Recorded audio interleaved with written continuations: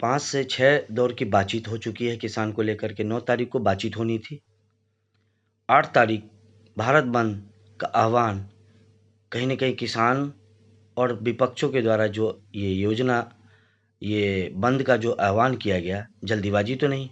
किस बात का डर था जो जल्दीबाजी में भारत बंद की घोषणा कर दी गई, जबकि आखिरी 9 तारीख को बातचीत होने थे? सरकार के पास ऐसी क्या मजबूरियां हैं जो किसान जो मांगना चाह रहे हैं सरकार पूरा नहीं कर पा रही है? देखिए, यहाँ आपका तीन क्वेश्चन आएगा। तीन क्वेश्चन में एक तो है कि 5-6 राउंड के जो डिस्कशन हो गया किसान के साथ में, ये डिस्कशन 80 लगभग रिप्रेजेंटेटिव हर एक ऑर्गेनाइजेशन का है।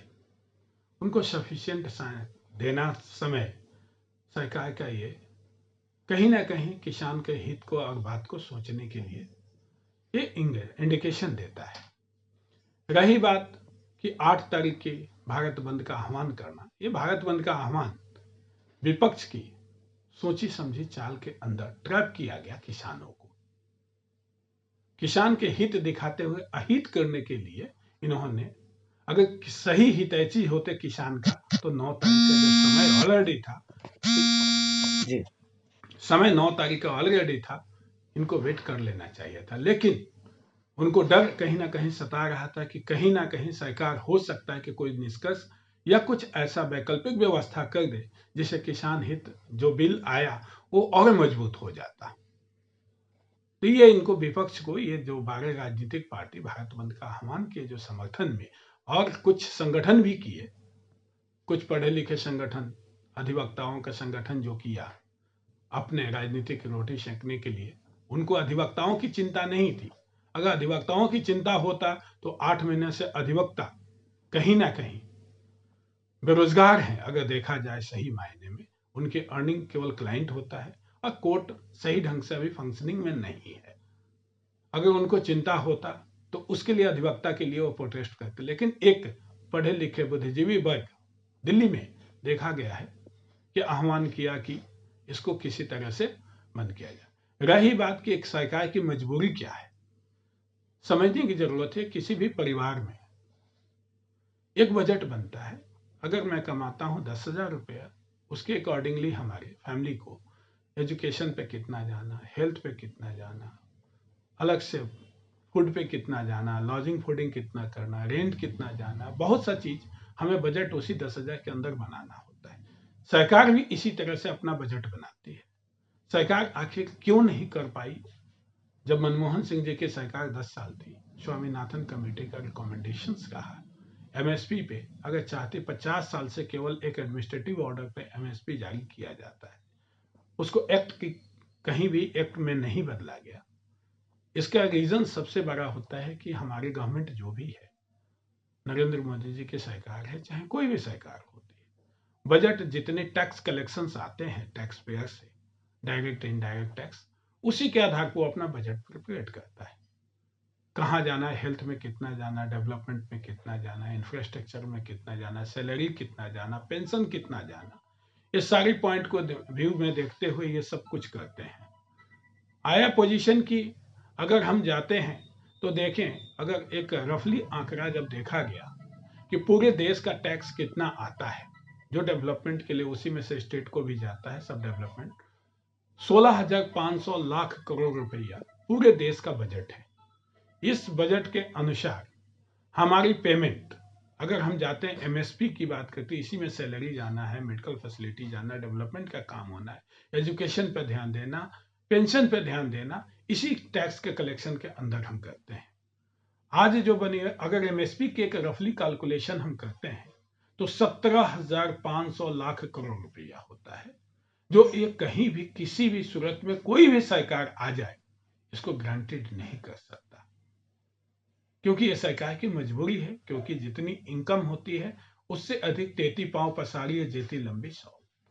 ये कहीं ना कहीं अगर इसको एमएसपी को सरकार कोई कर दे तो क्या कोई डेवलपमेंट नहीं चाहिए, क्या मेडिकल फैसिलिटी नहीं चाहिए? अगर एमएसपी को पूरी तरह से लागू कर दे कि किसान वहीं पे बेचे, तो अब जब हम देखते हैं तो ये कहीं ना कहीं सरकार को पंगु क्या देश को पूरी तरह से रोड पे ले आके खड़ा कर देगा। हमारी फॉरेन पॉलिसी खत्म, हमारी डेवलपमेंट खत्म, आर्म्स नहीं खरीद सकते देश के लिए, डेवलप नहीं कर सकते, कहीं ऑर्डिनेंस फैक्ट्री नहीं बना सकते, कहीं से हम परचेज नहीं कर सकते, राफेल विमान ही लाना होगा, तो हमको सब कुछ का देखना होगा। नेशनल सिक्योरिटी के साथ खिलवाड़ किया जाएगा अगर एमएसपी को देखा जाए तो, क्योंकि इतनी बजट देश का जितनी बजट है उसी बजट के अंदर में काम करना होता है। अब रही बात की किसान की, क्या ऐसा है कि किसान का क्या फायदा होना है, ये सबसे बड़ी बात है। जब हम पंजाब के एक एग्जांपल ले लेते हैं, चाहे एफसीआई का गोडाउन है या कहीं का, पर्ची कटता है, उस पर्ची के आधार पर 2.5% की कमीशन एजेंट को चला जाता है। इसका मतलब 15 टन की अगर एक गाड़ी के अंदर अनाज अगर मंडी तक पहुंचती है तो बिचौलिया का कमीशन 7,500 रुपया होता है। अगर एक बिचौलिया आपने पर्ची कटवाया, 2.5% का कमीशन, उस पे 7,500 रुपया एक कमीशन। इस प्रावधान तीनों बिल के जो एक्ट बना किसान के लिए, किसान के हित के लिए, इसमें बिचौलियों का धंधा को बंद कर दिया कहीं से, क्योंकि कमीशन तो मिलना है नहीं। तो परेशान इसलिए है क्योंकि बिचौलिया के आधार पर अगर सपोज करें कि एमएसपी को लागू कर दें, तो मैंडेटरी कर दें कि ये एमएसपी से हमेशा जो है एपीएमसी ही खरीदेगी, अगर मैंडेटरी कर देते हैं तब क्या होगा, क्योंकि उस समय कहीं ना कहीं करप्शन फैल जाएगा, लोग पैरवी करके अपने अनाज बेचने के लिए अधिकारी को देंगे, सबको देंगे, वेट करेंगे। जैसे 2012 के ऑडिट के अनुसार 92 लाख टन अनाज सड़ गया। क्यों सड़ा?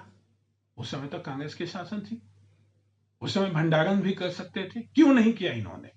इसके पीछे रीजन यही है कि सही से भंडारण करने के लिए जब तक इसको प्रो फार्मर नहीं बनाएंगे, ये कानून प्रो फार्मर है, किसान के हित के लिए है। आज जब हम टैक्स की बात करते हैं, एक दूसरे एंगल से भी ले सकते हैं हम लोग।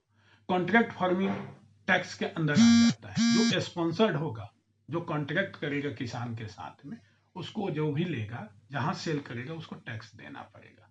तो देश के हित के लिए भी है। किसान पे एग्रीकल्चर टैक्स नहीं है। आज के डेट में 20 तरह का सब्सिडी गवर्नमेंट दे रही है।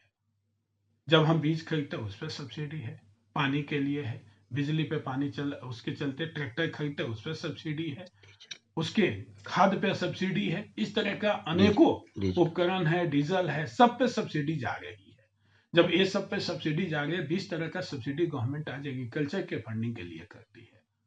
जब आ जाए राज्य सरकार, कभी नुकसान हो गया राज्य सरकार को, कहीं अकाल पड़ गया, कहीं सूखाग्रस्त हो गया, बाढ़ पीड़ित हो गया, इस तरह की जगहों पर 4 तरह के ऐसे कम से कम आता है कि ये मुआवजा कंपनसेट करता है, सेंट्रल गवर्नमेंट से मांगता है अनुदान कि भाई हमको दीजिए क्योंकि सूखाग्रस्त हो गया, हमारे किसानों के लिए हमको पहुंचाना है बेसिक।